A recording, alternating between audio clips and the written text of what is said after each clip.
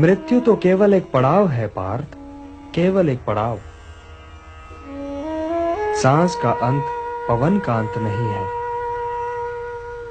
यूं समझो पार्थ कि प्राणी तो पहले बालक होता है, फिर वो बालक युवा हो जाता है, फिर वो युवा वृद्ध और फिर मृत्यु। किंतु ये यात्रा तो शरीर की है। आत्मा तो इससे भी आगे जाता है। वो एक शरीर को त्याग कर कोई और शरीर धारण कर लेता है। इसलिए जो यात्रा मृत्यु पर समाप्त हो जाए वो तो केवल शरीर की यात्रा है पार्थ, केवल शरीर की यात्रा है। न जायते म्रियते वा कदाचित नायं भूत्वा भविता वा न भूयः अजो नित्यः शाश्वतोऽयं पुराणो न हन्यते हन्यमाने शरीरे।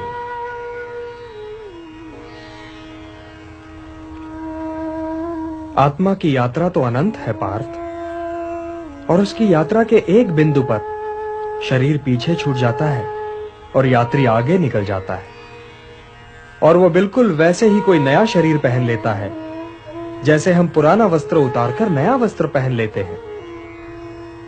वासांसि जीर्णानि यथा विहाय नवानि गृह्णाति नरोपराणि तथा शरीराणि विहाय जीर्णानि अन्यानि संयाति नवानि देहि। हे पार्थ, विनाश तो आत्मा को छू ही नहीं सकता, तो फिर शोक कैसा? और किसके विनाश का? क्या वस्त्र के विनाश का? किंतु वस्त्र तो अमर नहीं होता, वो तो त्यागे जाने के लिए ही होता है। और आत्मा मरता नहीं, कभी नहीं मरता।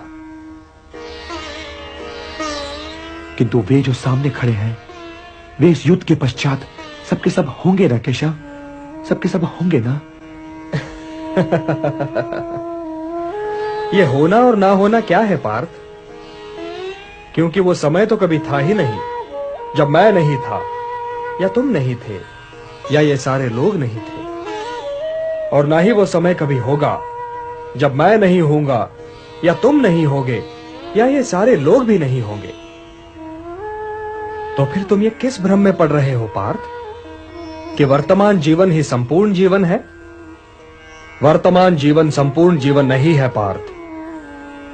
हम थे भी, हम हैं भी, और हम होंगे भी। अब रहे ये सुख दुख, तो इनका क्या है? ये तो ऋतुओं की भांति हैं, आते जाते रहते हैं। हे कुंती पुत्र, जो सुख और दुख दोनों ही को समान समझे और उनसे प्रभावित हुए बिना ही उन्हें झेल जाए, वही स्थित प्रज्ञ है, और वही मोक्ष का अधिकारी भी है। मात्रा स्पर्शास्तु कौन्तेय शीतोष्ण सुख दुख दाह आगमापायिनो नित्यान तान तितिक्षस्व भारत।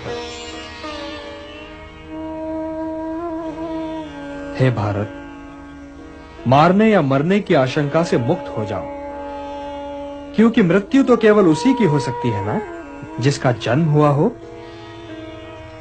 आत्मा तो कालातीत है, काल से भी परे है पार्थ। जन्म तो जीव का होता है, आत्मा का नहीं।